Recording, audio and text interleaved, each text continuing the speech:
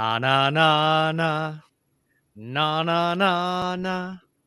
Hey, hey, hey. Goodbye. Goodbye, Urban Meyer.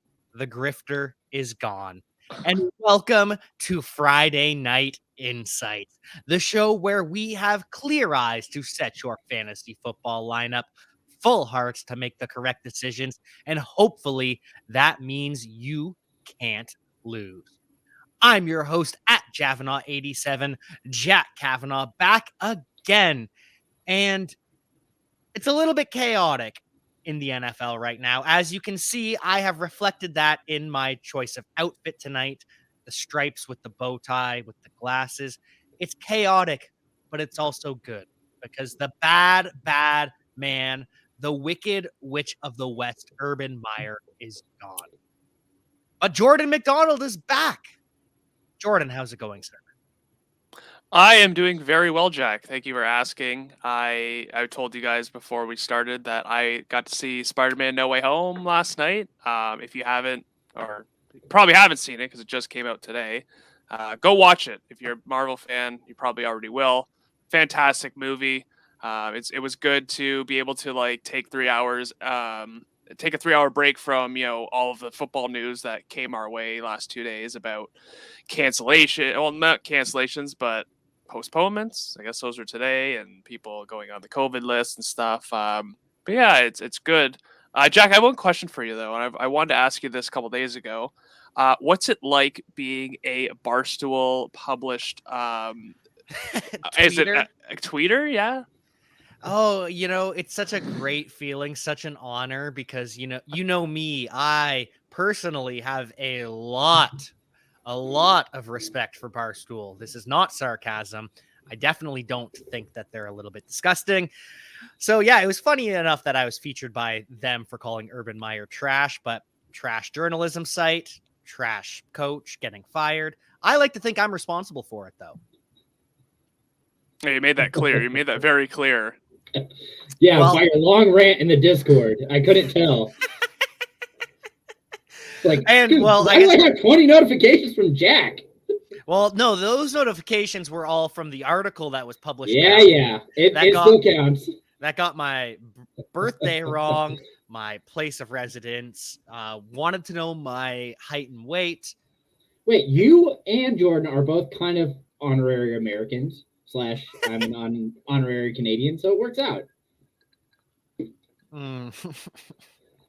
Close enough that Canadian by association. I'm surprised American by association.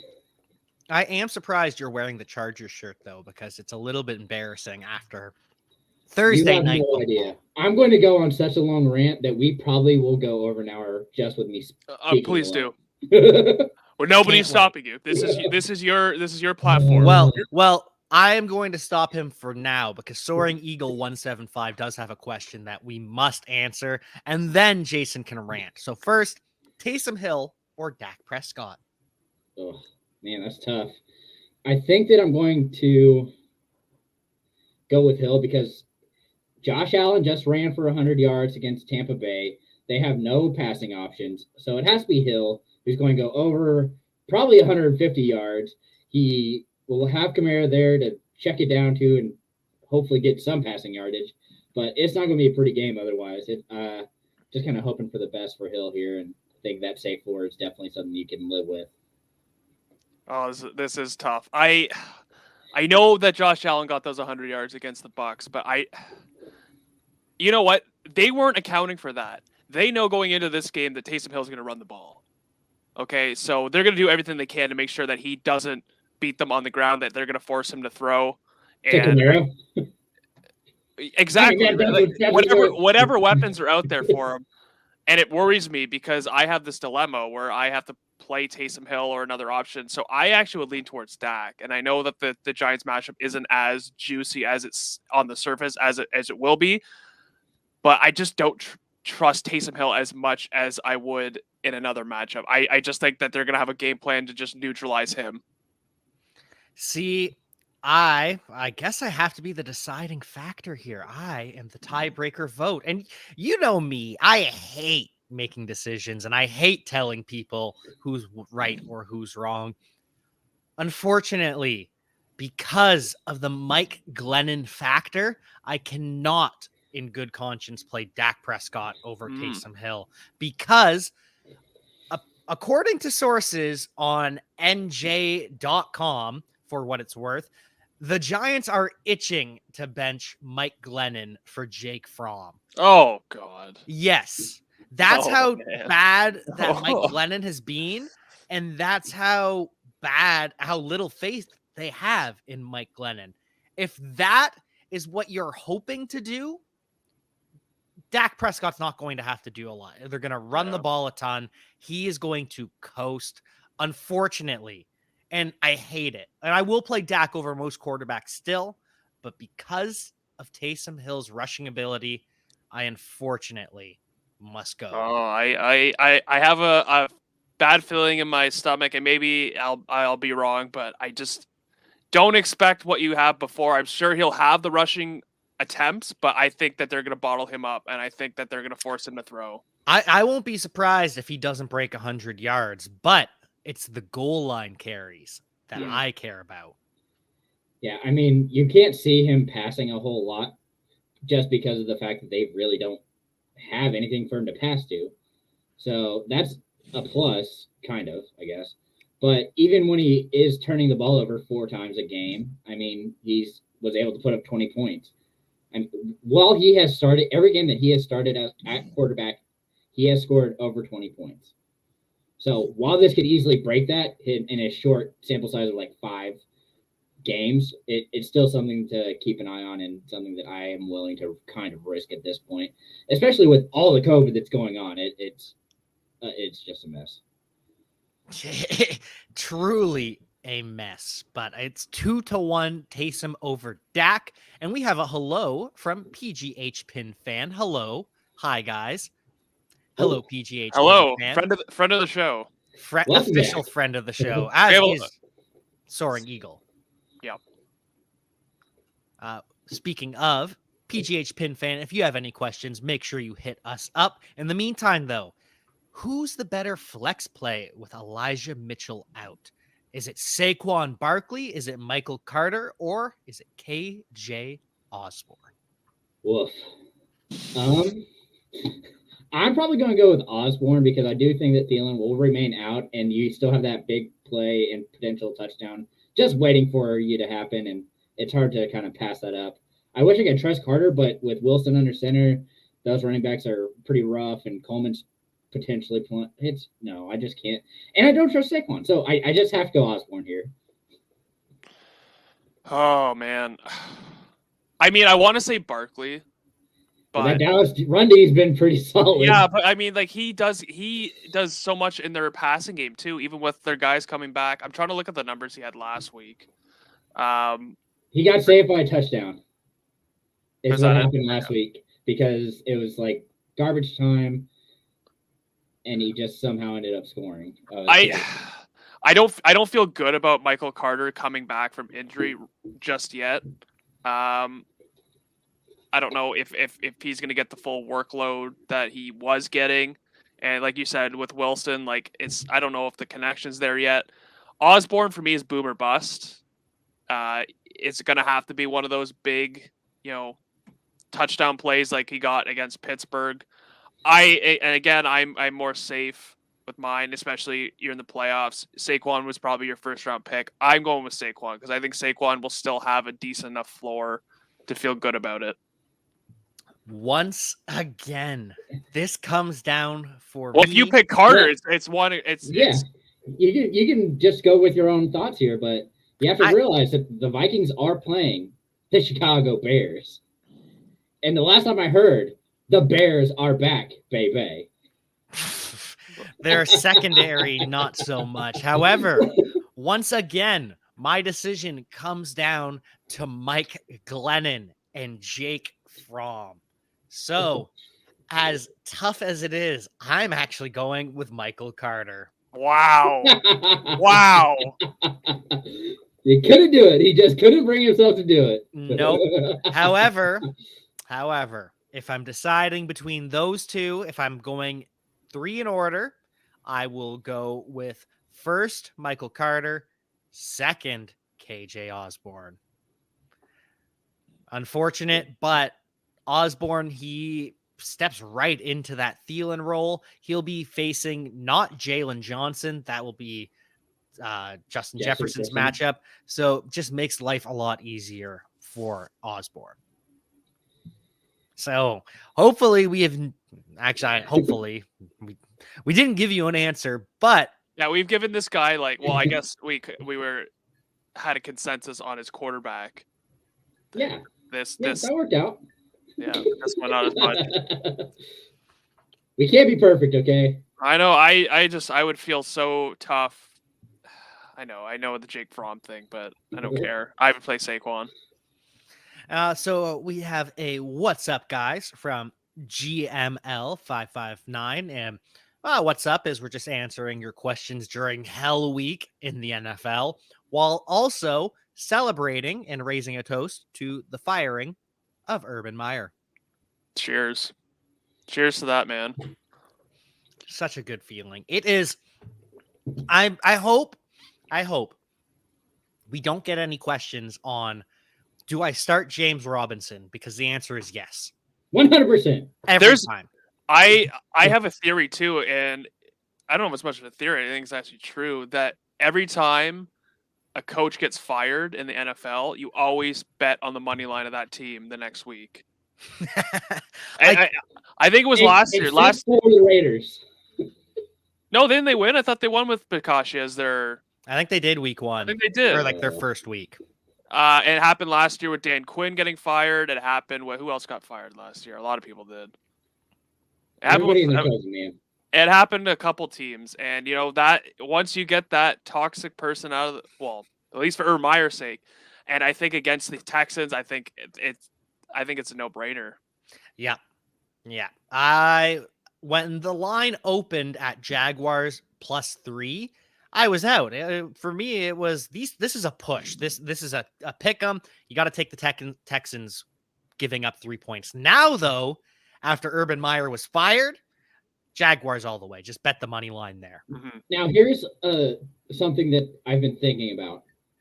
Just because it's crazy, but is Davis Mills the second best fantasy quarterback for rookies this year? Because I think Mac Jones has definitely separated himself as that clear one. Yeah, Justin Fields has had enough big games with his legs that it's him. I'm just saying. I hate Mills that. has been surprisingly good, very under the radar. No, I hate compared that to Zach Wilson and Trevor Lawrence. I have Trevor Lawrence, so I know for a fact that it's what a disaster he's been. It's not his fault. Okay. Anyways, let's move on. we'll get back to the questions not from Jason, who just wants to torture us. We'll get back to our friends, PGH Pin Fam. Made it to the playoffs with your help, so thanks. You are welcome. No problem. We're happy that you made it to the playoffs, because if you didn't, we would have had to apologize, and I don't like apologizing. I like to celebrate. So, celebration here. This week's dilemma, PPR. Start Gaskins, Ramondre Stevenson, or Foreman. And Damian Harris is out with a lower body injury. So, I can tell you I know who Jason's going for. Yeah, I bet you do.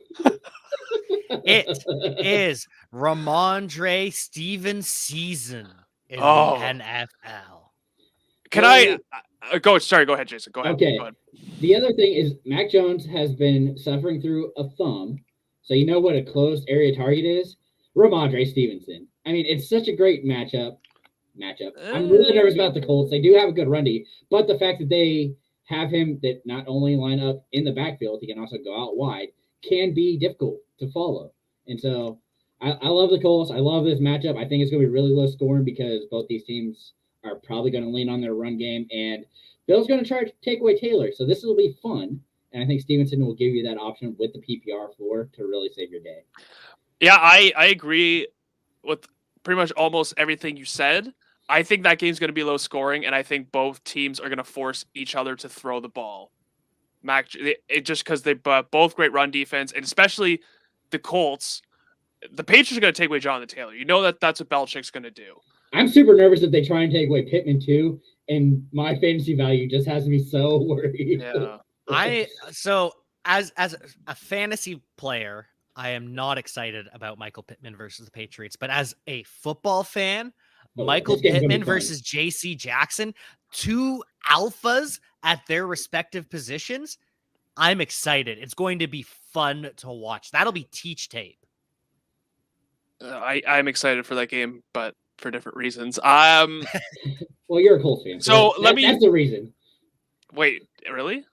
That's how it works. Anyways, if you support Jonathan Taylor, you're a Colts fan. That's how it goes, right? That's the whole. Well, that's definitely not true. I mean, you can support Jonathan Taylor and not be a Colts fan. I mean, that is the whole team. What are you talking about? He is the highest voted Pro Bowler. Highest vote count. Whatever. Okay, we're getting way off track. Okay. This for me, Ramondre Stevenson, I'm worried that he's not gonna he has the opportunity. That's not in question. The question is, will he get enough out of that opportunity to be fantasy viable for your team? And I don't know. I don't know how much, how many targets he'll actually see. That's why I think I'm gonna go Gaskin, because I think the matchup's much better. He's off the COVID list. I think so is Ahmad and Solomon Ahmed, sorry. And I just think it's a better matchup versus the Jets. And I think Gaskin does see some more action in the passing game than Stevenson will. So I kind of will put Gaskin a little bit ahead of Stevenson for this week. But we're 100% out on Foreman, right? No, there's no chance. I just want to make sure that one's completely off the list. And it's between Gaskin and Stevenson. And, I mean, it's hard not to go.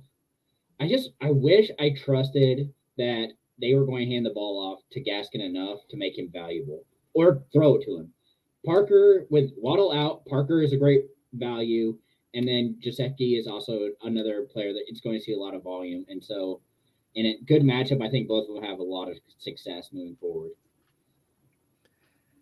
Yeah, just Ramondre Stevenson is going to be fed against the Colts, who, correct me if I'm wrong, I thought they were done for, Jordan. I thought the Colts stank. They weren't going anywhere this season. I thought that we had written them off a long time ago. Okay. First off, when I said that, you couldn't blame me for feeling that way. Just based on how bad, just how poor they played against the Titans the first time. And I still don't think they're going to win the AFC South. Even without Derrick Henry, even without A.J. Brown, I still think that the Titans have a good enough lead. They have 2 games on the Colts plus the tiebreaker. And the Colts schedule ahead, it's pretty scary.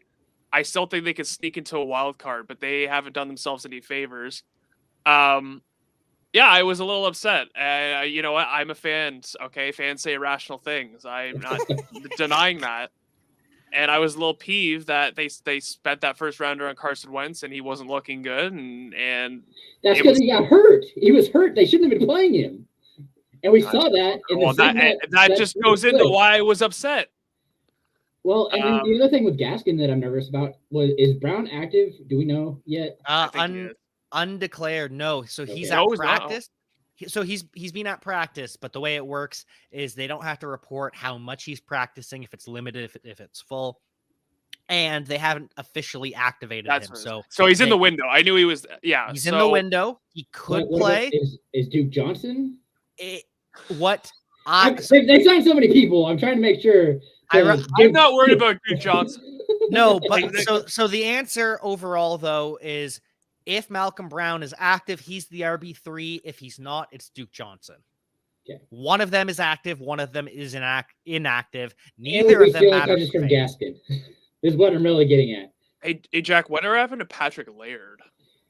Oh, he's still there, I'm sure. He is still there, but good night, sweet prince. We hardly knew ye. GML559 on Twitch. I was more worried about my question before the Thursday night game. Thank you, Travis Kelce.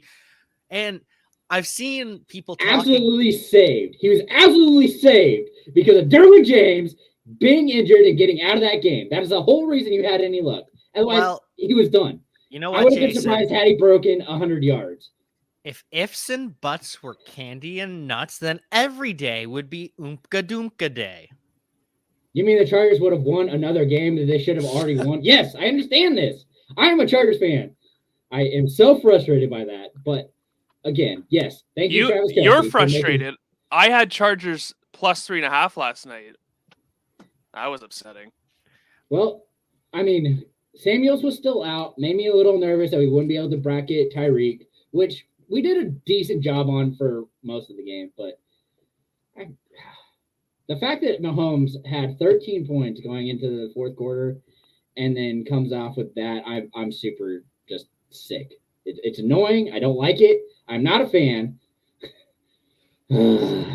So apparently the only rational fan here is me. Anyways, the question I got is I have Saquon, Miles Sanders, Sony Michel in my lineup. I got Chase Edmonds and Ramondre Stevenson on my bench. Who would you start? Any of these two over any of the starters? PPR.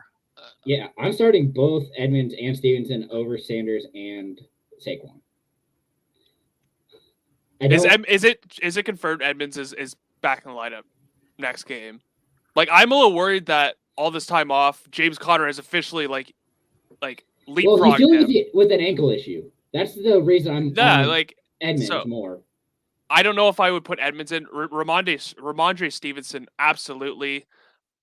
I'm on Saquon this week, so I won't tell you to bench him. But Sony Michel, if Henderson is good to go, which the game's on Tuesday now, so he has time to recuperate. Is he officially playing? Did we have that down? Who's that? Sorry.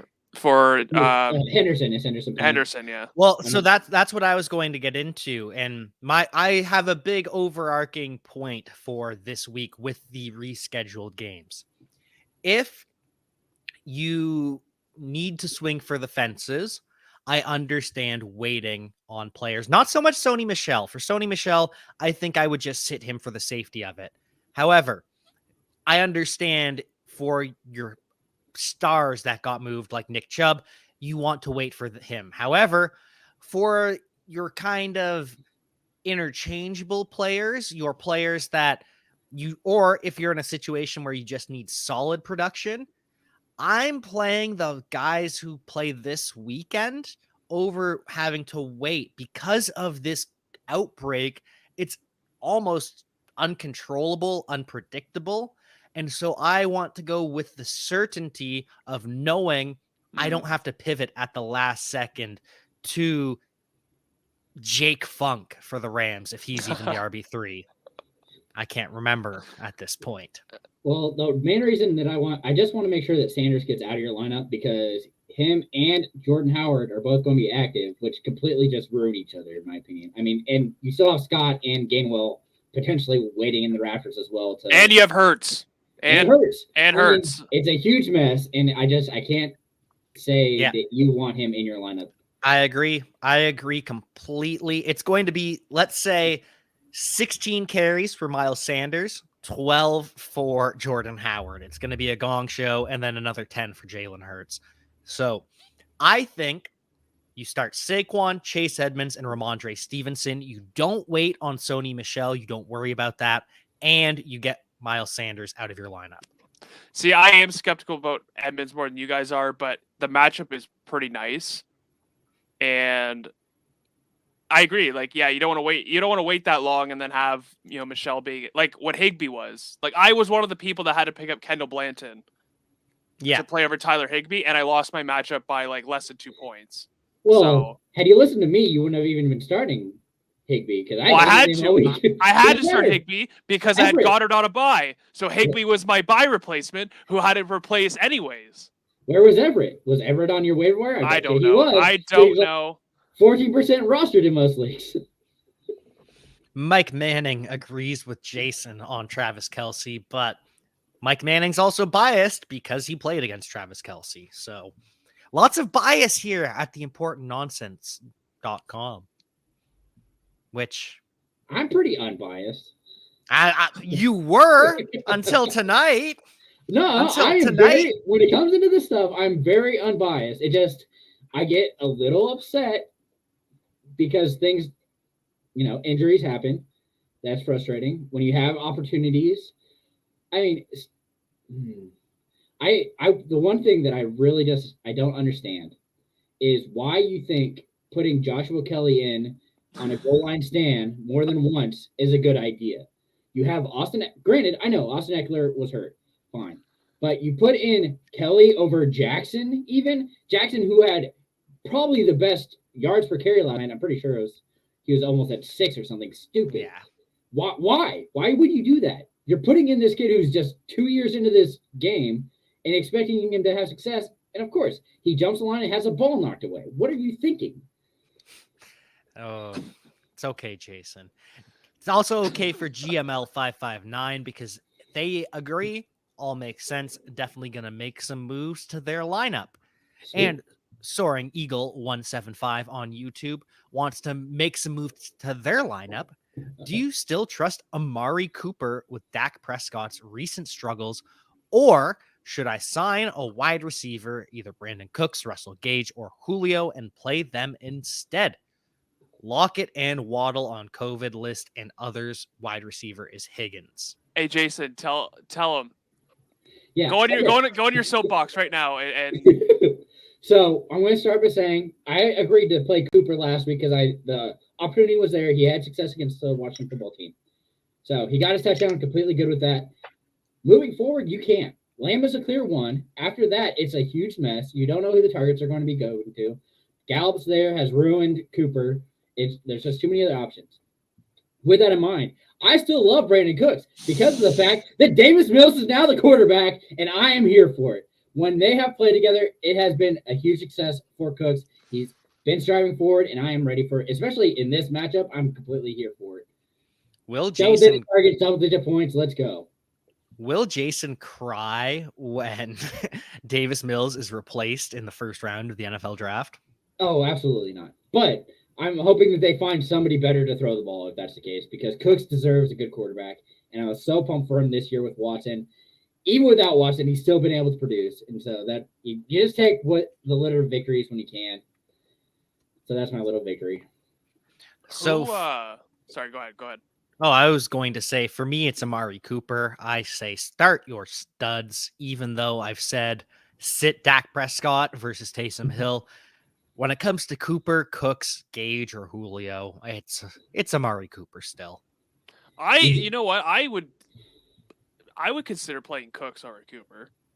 I would consider it. I don't know if I would do it because I don't know if I could actually full on tell somebody no, sit Amari Cooper. Even though when John was on last week, he pretty much told us Cooper has not been the same Amari Cooper this year. Nope. Okay. And who? Okay, I'll just do this for fun. We'll do it for fun. Who do you think has more points this year, Cooks or Cooper? Probably Cooks. It's Brandon Cooks. Yep. He's the wide receiver 22 on the year. Who Cooks is? Yes. And what's Amari? 25. Is this per game or is this overall? Overall, well, looking at per game, Cooks is at Cooper wins he's at 14.1 to 13.7. See?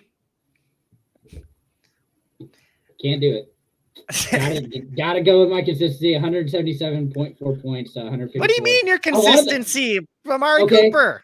Well, when was no? I understand. I'm gonna pull it up. So I need to know. No, it's a question. In this week, year. It's a question. I understand it, but I'm gonna roll with Cooper. Question from Troy Babcock, friend of the show, who also had a question on Believe in Lions the other day. So Troy Babcock making all the rounds on the internet. I'm assuming we absolutely cannot wait and rely on Sony Michel on Tuesday. And you're correct. We cannot. Granted, it's all contextual, risky. But it's all contextual. Maybe you're desperate, but you don't want to have to do that because there's a scenario where Sony Michel ends up on the COVID list. There's also a scenario where Darrell Henderson is healthy and totally fine and he's a starter. Mm-hmm. You just don't want to have to worry about this because maybe Michelle is playing without an offensive line. Maybe he's playing without Stafford. Don't worry about all this. Save yourself any future headache and avoid Sony Michel and most players. Granted, Nick Chubb, impossible to sit. But when it's a fringe player like Sony Michel, you do not wait. You play the guy playing Saturday or Sunday or Monday night without COVID. Yeah, it depends on who else you have too. Like, I mean, if you have somebody who like, if it's Sony Michel or Tevin Coleman, it's Sony Michel. Yeah, like if it's something like that. But yeah, it's risky because like the same thing could happen with like Antonio Gibson. Like, and you kind of have to play Antonio Gibson this week because he's a great player. Jason's shaking his head like he's got other options, but no, I'm not playing him. I mean, if I can find somebody else, I can't do it. I don't care. That whole offense and defense is just I can't. I'm worried that he dies in this game. Somebody's going to side with Jason. Yeah. I am playing it again. It depends on what you need, because if I need to swing for the fences, if I am the underdog, say I played Travis Kelce last night, then I'm absolutely playing Antonio Gibson. But that's the thing though. If I feel comfortable waiting and going with stability, I will play. So Antonio Gibson isn't a must sit, but he's not a must start, unfortunately, in the fantasy football playoffs. This is going to be tough. Like I wasn't starting Terry McLaurin this week in my fantasy playoffs, and I for sure probably will not be now because of this game. Nope. Not touching it. Especially because it might be Gilbert Godfrey at quarterback. Oh. I don't get me wrong. A big fan of Gilbert Godfrey's work in Aladdin as Iago. He tells a very funny version of the Aristocrats, but Gilbert Godfrey. Can you do your best Gilbert Godfrey impression for us? Oh gosh, no.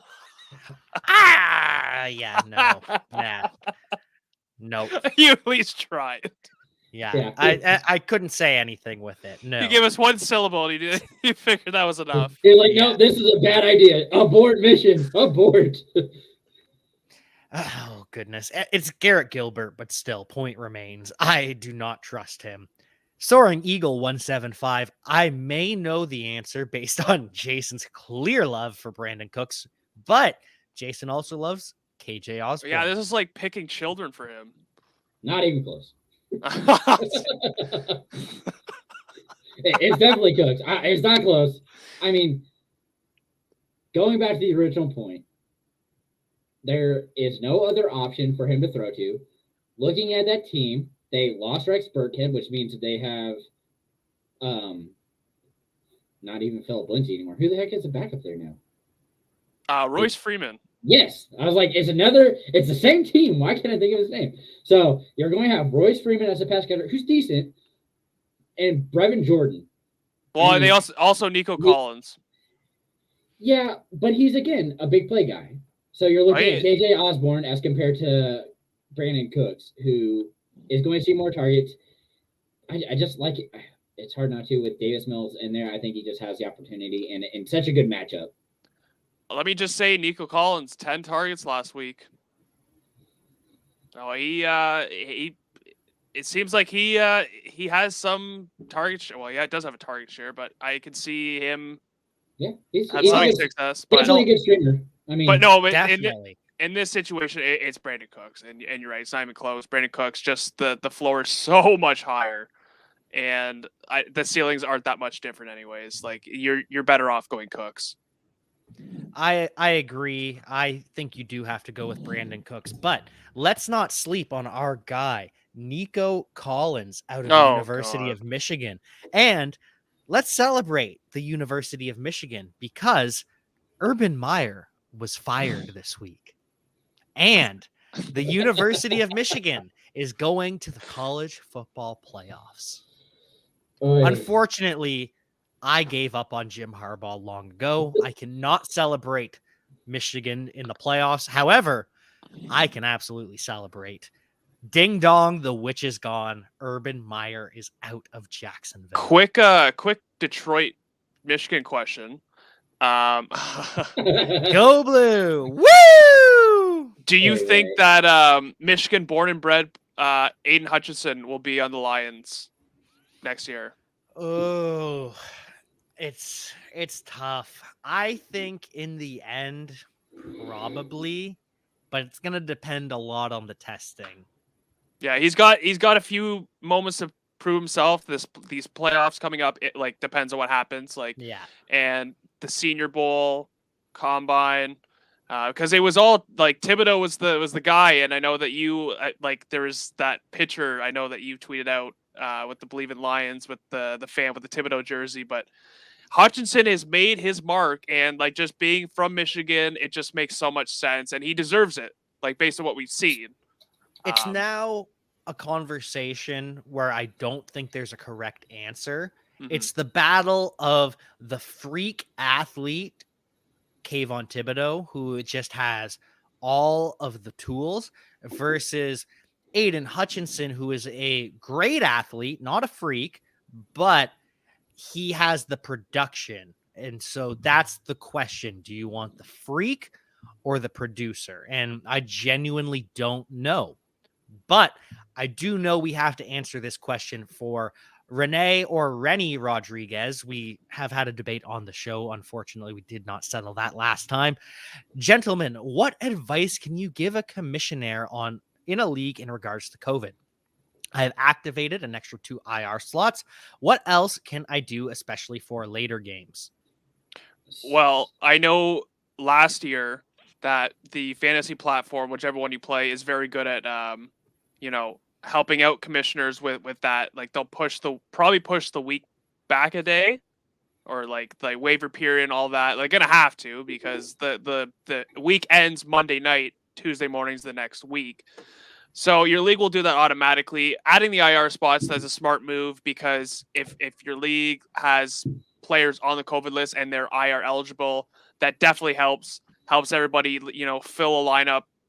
Grab as many free agents as you can that you think could have an impact. Like, this is where your depth comes in. The depth that you've built this year, this is where it's paying off. And it sucks that we're back at this point again where we were midway through last season, but that's just the reality of our situation. But yeah, that's what I'm going to say is just, I know these fantasy sites have done a really good job at helping out commissioners with this, because like this is unprecedented, or it was last year, and just it's nothing you can control. So my favorite thing is I like to also allow the people to name 2 additional starters. If you don't know somebody, as a potential replacement, because if you don't know and it ends up that the player isn't playing on Monday or Tuesday night, like they said, it's easier to make that pivot because you already have it written down. You know that they had planned to do this anyway, and it's a good way to kind of protect your league and make sure it's a fair option for them instead of them having to scramble at the last minute. Yeah, that's the one that I prefer. Again, Jordan also had great suggestions, but the biggest thing that you can do as a commissioner that these sites won't take care of for you is allow replacement players in your lineups.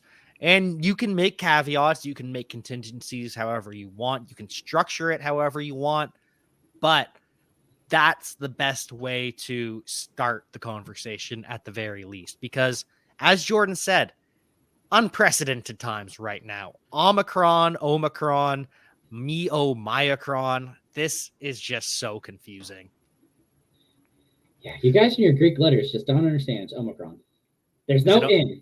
There's no N. It's Omicron. I didn't say Omicron or Omicron is what I heard it, and so I was like, it's Omicron. No, I didn't. I don't pronounce it with an N.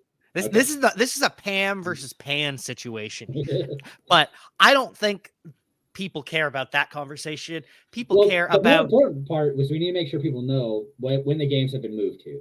There's been 3 games, 2 games, 3 games that have moved. 3 games, yes. So that I think is kind of also important information to share with people. Yes. You make sure you say that at some point. Well, we can cover that now. Soaring Eagle 175. We will get back to you in one moment. And for anyone else that has questions, hit us up. But as Jason said, Saturday has been moved from Las Vegas Raiders at Cleveland Browns to Monday afternoon football at 5:00 Eastern. So make sure you are aware of the lock time at 5:00 because maybe you're in transit from work. You've got to plan ahead for that game. And we're EST? EST, yes. Yeah, 5:00. I know there's something, little things. That hour can really hurt people in the Central, or 3 hours can definitely.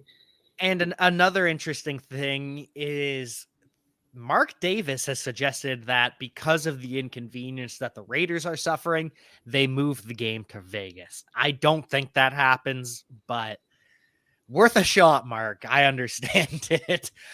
The other games that have been moved, and how dare you, NFL, and how dare you, Fox?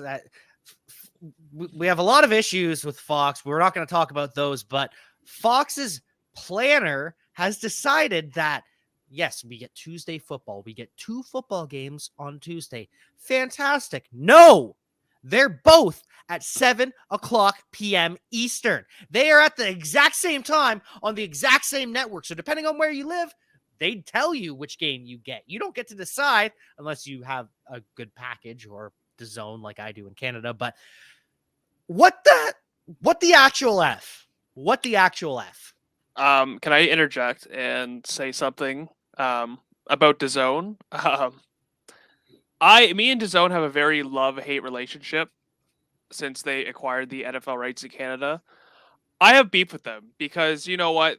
It's convenient most of the time. I want to ask them this, and I should send them a letter instead of yelling on my own podcast, but whatever. Here we are.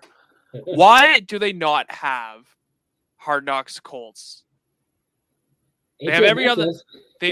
Well, I mean that's in the States they do, but they have every Hard Knocks, like literally every Hard Knocks. You can watch any episode you want, and during the summer they will release episodes of Hard Knocks, maybe a day later, which is fine. I can live with that. But no Colts Hard Knocks. What the hell is with that? Because that's the only reason I got DAZN again this year is for that, for the in-season, for the Colts edition, and I'm pretty pissed about that. Yeah, that was my little rant. To answer your question, though, I think they kind of had to go both at 7 because you couldn't make one earlier. I guess you could have done it at 4, but I think they realized that people work until 5, and they don't want people tuning in maybe an hour into the game. And they can't make it too late because these teams play next Sunday, and if you're making them play later into the night, then it's just more inconvenient for them. Like it already is. They're already playing on a short week. So I think that's why they did it. I know it sucks, but I think they had to think about the teams. So here's my thinking on it here, though, because you're going to appreciate this. The Eagles are East Coast, and the other game that's on that is the Rams versus Seattle, which is the West Coast, which is already 3 hours behind the other game. Oh, that's so true. I don't understand. Yeah, that's true. I didn't even see me and my Eastern time zone bias. That's all that matters. Didn't even think about that. You're right. I don't know. I don't understand. I don't get. That's true. My God, look at me. Well, it doesn't matter. You should be able to. I'm going to be crazy because I want to be able to choose what games I watch. Or if the game is a complete blowout, switch it to a different game. Why do I have to watch somebody get their butts creamed? It should at least be staggered. The start should at least be staggered, at least an hour, maybe even half an hour. But kicking off at the exact same time on a Tuesday. Do you think Scott Hansen comes in on a Tuesday and just does red zone for 2 games? I would love that. I would watch that. Oh, absolutely, I would. Except I'm working, so it won't matter. But I'm not gonna be able to watch anyways. These people that have normal jobs have like their bevy of games to pick, and I have to work and cover some random hockey game. But anyways, Soaring Eagle 175 would like to know our favorite moments of the Urban Meyer era. Soaring Eagles is when he called his coaches losers with a 2-11 record. That's a good one. I did enjoy that. I personally preferred the moment that got him fired, kicking his kicker. I personally liked when he got caught. How do I want to word this? Got caught not knowing he was playing what amount of time. That's let's just say his hand in the cookie jar. Is that a good way to say it? At a bar in Cincinnati when he should have been on the team plane. Yeah, when Urban Meyer decided that, sorry, not that he decided. We all knew he always was, but when he decided to show everyone that he is a grifter and a fraud and not the good Christian man. You know what? You have been saying that, and I'll give you credit. You've been saying that before the season even began. So kudos to you. Broken clock is right twice a day. Oh, I thought for sure you were going to go, not just a hat rack, my friends. I don't wear hats, Jason. I do like also that week when they played Thursday night and he didn't go on the plane. Sunday Night Football, they're talking about it. Tony Dungy's like, in my 25 years of coaching, I have never heard that before of a coach that didn't join the team on the plane on the way home. Well, the dude didn't know who was playing or why or when. Like, why would you expect him to do anything else? The fact that he couldn't tell you how many snaps or when Robinson was out of the game blows my mind. Like, what are you doing? I think that was just him covering his own ass. I don't think that was... So negligence? I mean... Oh, well, yeah. I mean, okay. That's not a coach. That's a poser. And it's so annoying. There's too many good points. He's just not an ideal person. How about Darrell Bevell, though? The last 2 years for that man. That guy's got an interesting NFL career with the Seahawks on the 1 yard line that he shouldn't be blamed for, but he will because he was the OC, even though it was Pete Carroll's decision to throw the ball. And these last 2 years, like Matt Patricia and Urban Meyer, pray for that poor man. That's the thing. I'm conflicted because I genuinely think that Jacksonville should do right by their fans and bring Byron Leftwich home to Duval County, make him the head coach, former quarterback for the Jaguars. However, I would be happy if Darrell Bevell got a shot as a head coach, depending on how he ends out the season. He should interview for sure, but he has worked hard and he's been through a lot. He has been through a lot. No, I like that. I like the Byron Leftwich dynamic. I think that would be an interesting one. And you know that like Bruce Arians, that's what loyal guy. You know, he goes to bat for his guys, and he raves about Byron Leftwich, how he thinks it's criminal that he didn't even get one head coaching interview. Yeah, and the way he's pivoted and the fact that he made Josh Rosen look even a little bit better back when he replaced Mike McCoy in Arizona, that's saying something in terms of your ability. But Anthony Saltini's favorite Urban Meyer moment was when he told the media that the meds he was taking made him forget chunks of information for long amounts of time. And that's why he couldn't remember any of the problems with his assistants, including before the season even kicked off. One of his the very first red flag for Urban Meyer was when he hired a very, very questionable individual to be Tim Tebow. The strength and conditioning coach. That's another one. Tim Tebow. That should be up there as well. Anyways, back to real stuff because Jason is sick of me talking about Urban Meyer. I'm sorry, Jason. Well, it's just I'm hoping this team can at least win another game. It's all I really hope. They're going to win this week. Jags money line against the Texans. We've got over this. It's a must. It's a guaranteed win.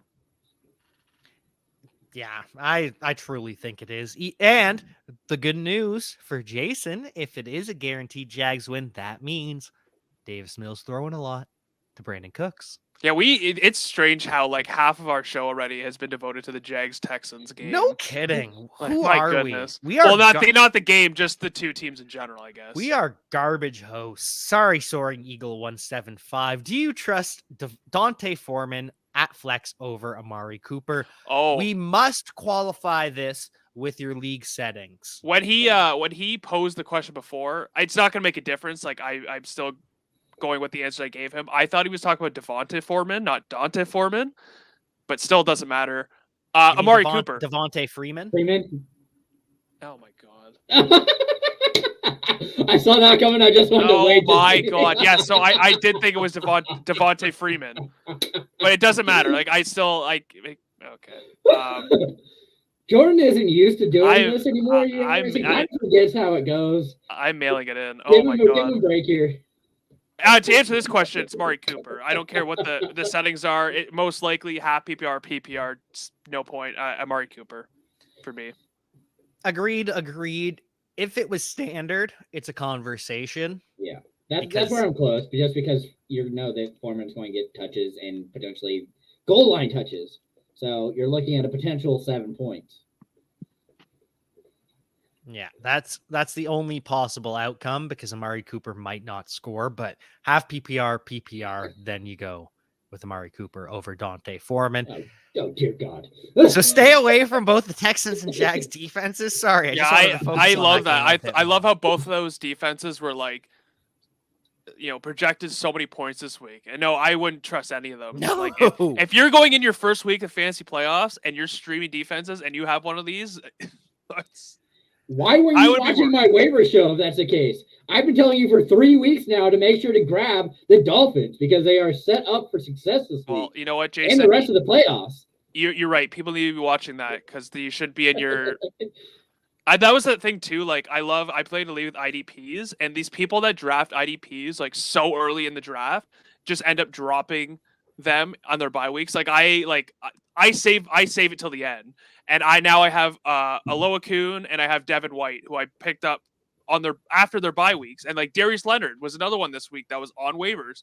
Like I don't get it. Why these people spend all this draft capital on an IDP and then just drop them. It's saying like defense. If you're gonna invest a drafts or a draft pick, if you're gonna invest a high draft pick on a defense and they're working out, hold on to them. Don't drop them. Yeah, like the Patriots. It's oh my god. No one took the Patriots defense high this year. Yeah, people are skeptical. Jason, you have a lot of opinions that no one agrees with. Just because they end up right doesn't mean other people listened. That's fair. Jason's got a lot right this year. He was the only one I know that was right on Cordell Patterson. I have yet to find somebody. So my one Cordell Patterson win is I am in a Canadian Best Ball Championship tournament, 16 teams per league, 6 leagues for a championship. Funny enough, I am second in my league to a guy from my high school, and it's a international event. That's just how small Canada is. But Cordell Patterson in the 16th, 17th, 18th round has saved me because I drafted Cam Akers and Travis Etienne. Yeah, that'll get you. Yeah, but I'm still second because of Cordell Patterson. And you're welcome. What does your gut tell you about Henderson for Tuesday? I have Michelle and really want to start him. Risky and stupid. So, as we've talked about, I would love to know your other options because I am almost certainly taking your other options over Sony. I'm actually not. I'm going to say that Sony's going to be a solid start just because I don't think Henderson's going to play. And if he does, it's going to be limited. They don't need him. So what about matchup? The outbreak? What if the offensive line, because they're already missing offensive linemen, they're missing their right tackle. I think their center as well. Why play the guy that has done so well and you need to be healthy? Why would you play him? Play Michelle, who you got off of a trade somehow, instead of just picking him up off waivers like a normal person. But you got him off of a trade, just use him. I mean, you're already paying him. Might as well just run him into the ground. Yes, Sony Michel's probably going to get the touches. If Henderson comes back, it will be a split. But still, with this scenario, we don't know if Stafford will even play because of what's going on in the Rams locker room. I don't want to deal with that headache. So if I even have a Hunter Renfrow or Sony Michel in the flex, Renfrow. Oh, is that even a discussion? Like, Josh Jacobs, James Conner, and Jeff Wilson versus Sony Michel. I'm probably playing. Well, Jacobs is late too now. He moved to Monday. Yeah, But Jacobs doesn't have yeah, an that's the outbreak. thing. Yeah, the Raiders are fine. Okay. Even James Conner, absolutely. Like even with Edmonds, I think you have to play him over Michelle. Jeff Wilson, I mean, Nope. I'm staying away from it because Debo's the running back now. Not happening. yeah. I know Elijah Mitchell, but that didn't seem to matter last week. I hate the fact that Debo is seeing one target but getting 6 carries for 70 yards and a touchdown. Like, I'm not okay with that. It's annoying. They need to have Mitchell back so he can become a wide receiver and kick IU back to the curb. I think I would personally, if I was in this situation, I would play Jacobs and James Conner over Michelle. I don't think I'd play Michelle over I would play Michelle over Jeff Wilson. But the other two I would play. I co-sign what Jordan said. I am starting Josh Jacobs first and foremost because there's no question marks with Josh Jacobs other than the Raiders are meh. But he's ever since they fired Gruden, he's getting 5 targets a game. He's getting a lot of carries. He's getting the work. And it helps that Kenyon Drake's not there as well. Thanks, guys. Great show from Thank Anthony Saltini, and we really appreciate that. That's what we're here for. We just want to help. And speaking of helping, B. Crawford 1982, RB1, RB2, and Flex. And it finally happened. We finally got a James Robinson question. Answer, RB1 James Robinson. Check. Boom. Book it. Okay, now for the rest of the conversation. RB2 and Flex. Penny. Rashad Penny, Myles Gaskin, Ramondre Stevenson, Dawson Knox, Brandon Ayuk, or Russell Gage. I would be a little. So we're going back to the whole Tuesday night thing. I'd be a little skeptical about Rashad Penny.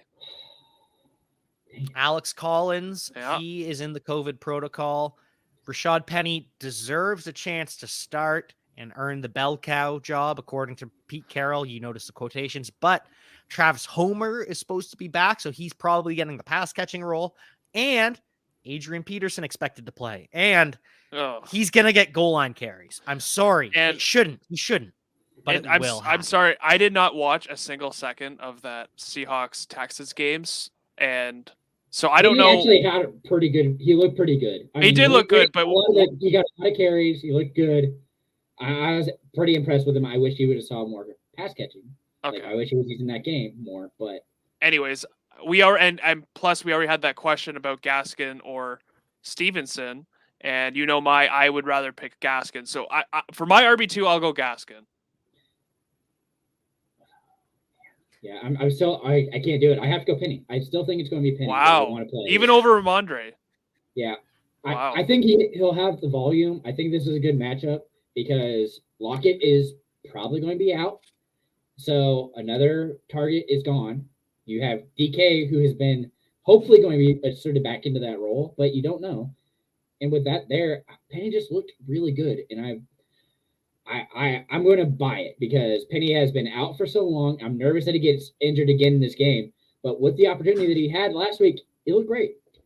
And as for the flex, that's where the issue really comes into it. He's got good options, though. Like, it's just... Yeah, I know that.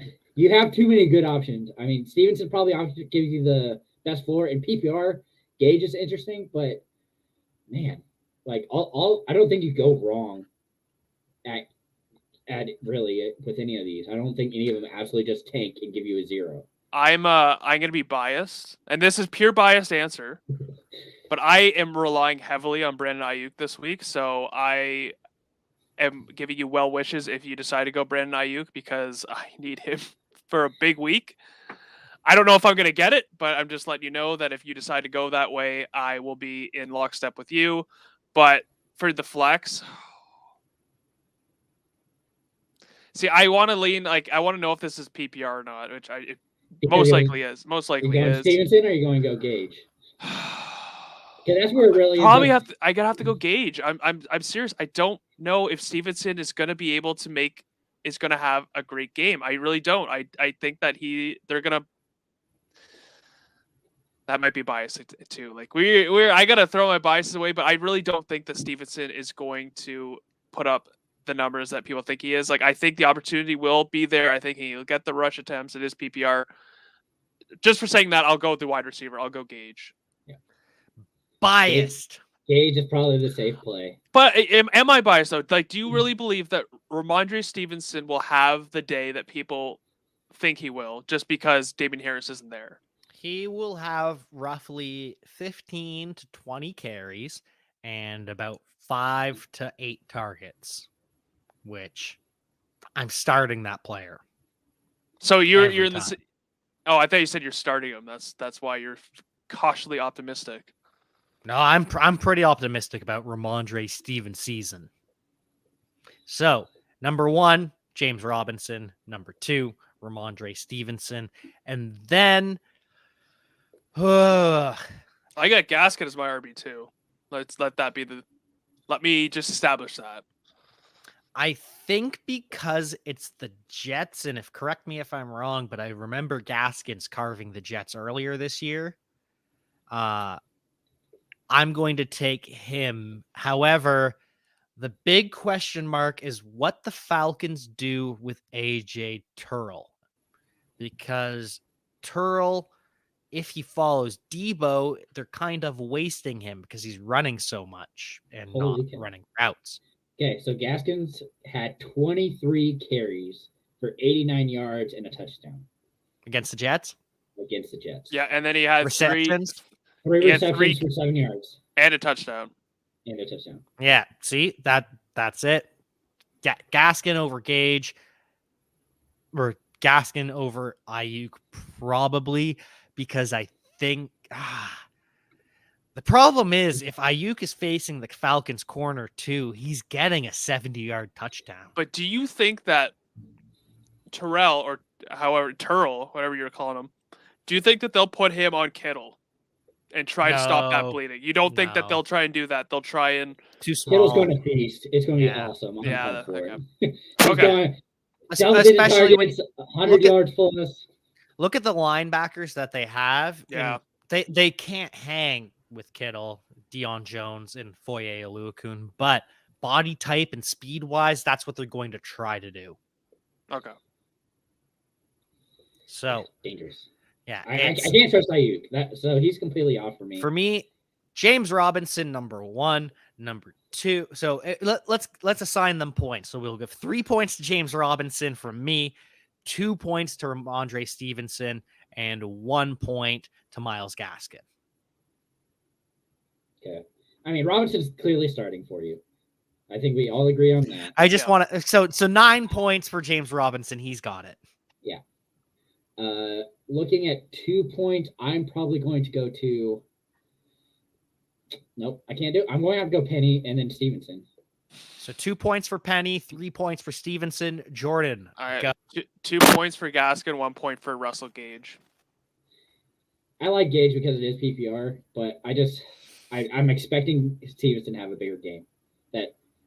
If I'm deciding between Myles Gaskin and Rashad Penny, I'm going with Jordan and going Gaskin. So for me, top 3, Stevenson, Gaskin, Robinson. Okay. So I think unless we have any other questions, we'll probably wait another minute or so, but I think that's going to do it unless, we got to go through and make sure we didn't miss too much. Apparently there's some chaos in Cleveland. Baker Mayfield and Kevin Stefanski, there's rumors of some butting heads behind the scenes. Some people think that Stefanski is limiting Baker. Others think that Baker is the problem. I'll be interested to see how this shakes out in terms of monetary dollars, because Baker has to be signed to a contract this offseason. Or it doesn't have to, but they play a risky game if they don't. Yeah, he's I think going into his 5th season, and then you after that season you're dealing with franchise tag, which might not be the worst thing for Baker. If Baker's he seems like a very proud guy. He seems like one of those guys that would be insulted if he has to play the franchise tag. And then it will lead to him sitting out.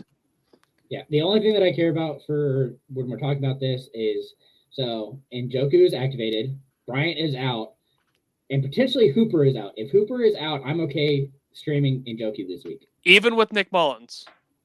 Like, just say... Yeah. If Nick Mullins is a quarterback, I am full send on DPJ. I said it in the Discord. I am full send on Donovan Peoples-Jones. Let's go. That's right. What? Explain that, because I don't think we're getting any other questions. The deep ball that Mullins is so used to is going to feed into Nick Jones or DPJ. God, I just mixed them together. Wow. So DPJ is just going to have a massive day if that is the case. Landry is dealing with COVID.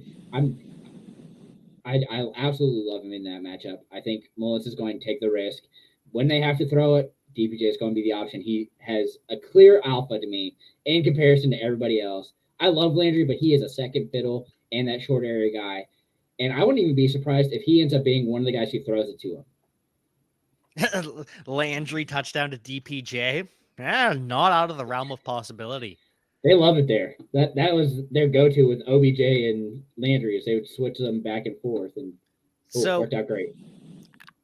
I don't have anything else that I want to touch on before the end of the show, but I'm going to kick it over to Jason because usually he has a couple things that we usually forget about, and we still haven't got the full-fledged Chargers rant.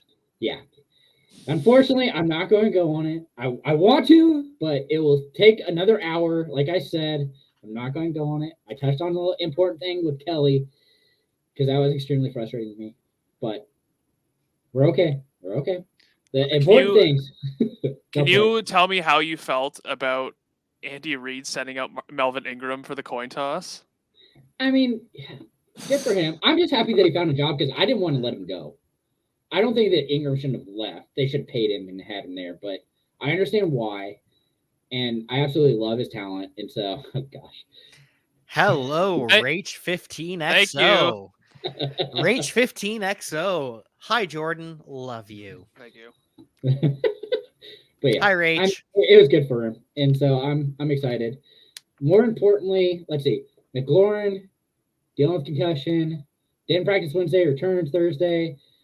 I mean, I'm not playing him either way. So unless you just absolutely need somebody to get you 5 or 6 points, you're probably not touching that with anything. Not really on Gibson. I don't love him this week. He has a tough matchup, and I don't believe that he gets enough value with everybody else being injured. And I love how the one COVID problem Jason has is Antonio Gibson, not Rashad Penny. No, because Penny's fine. I mean, but OBJ's back too.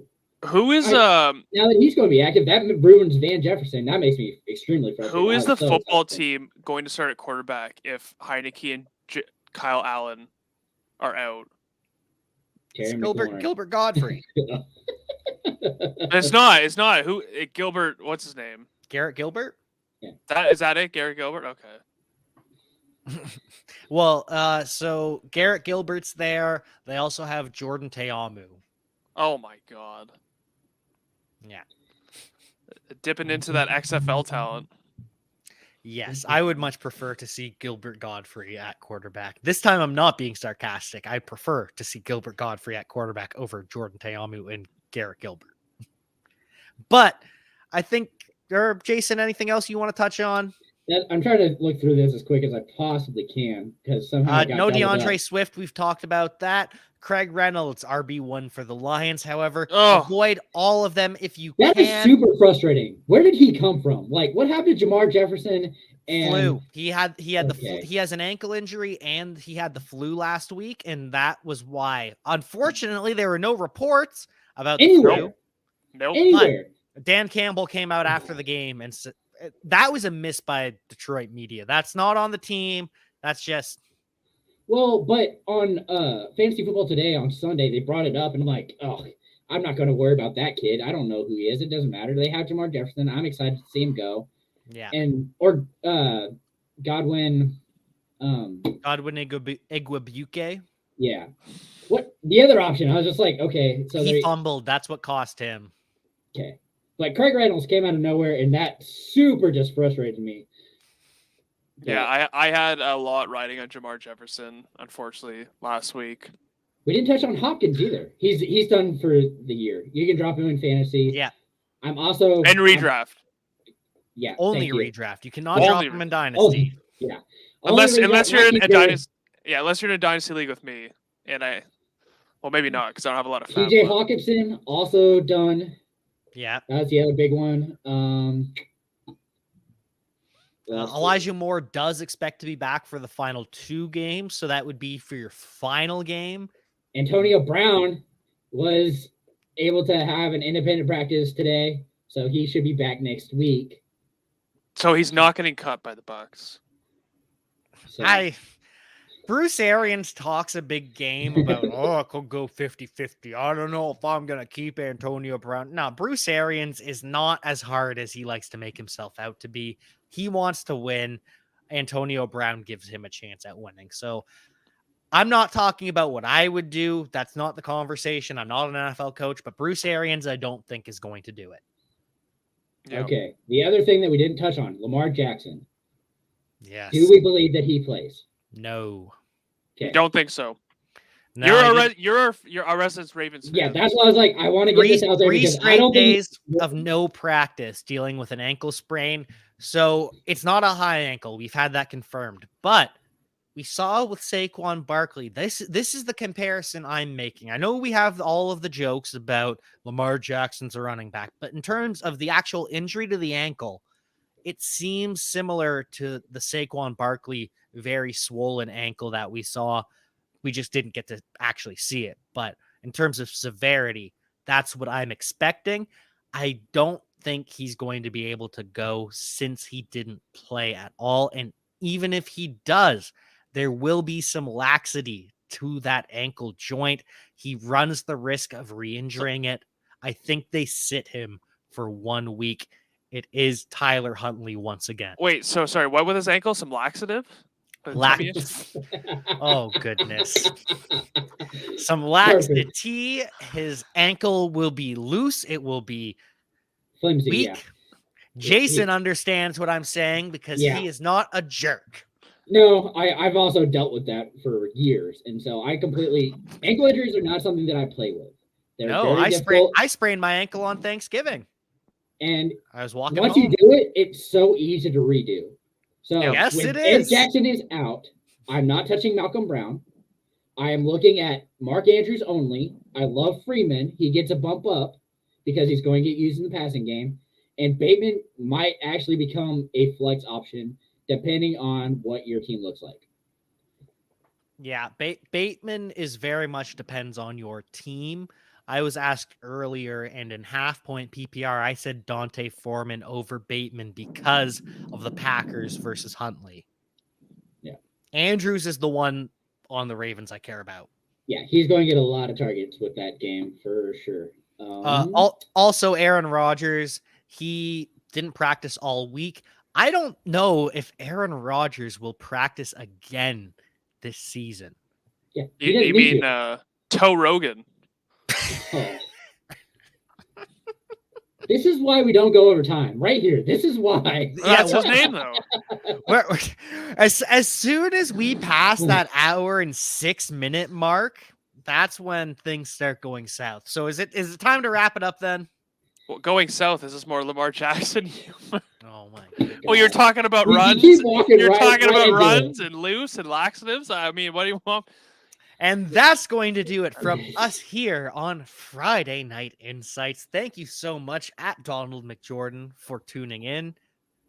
I'm not very thankful for having you as a co-host right now because you have soiled this show. Oh, see, I mean, what do you want me to do? That one was intentional.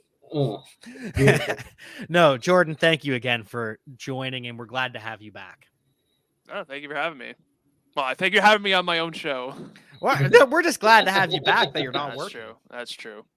I'm glad to be here. I'm not glad that it's not some magical invitation. I'm glad you could grace us with your time. I love it. Jason, also the steady stalwart of Friday Night Insights. Yeah, the lifeblood of the show. I'm always here. So I'm happy that we got this through. I'm glad Jordan was able to join us. I'm glad that Jack was back.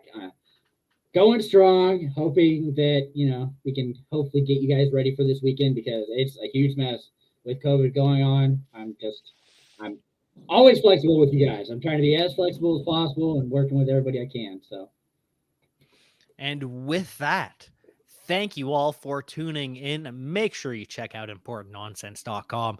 Make sure you check out our Patreon, Important Nonsense. Follow us everywhere at NonsenseFF. And until next week, I will see you next time.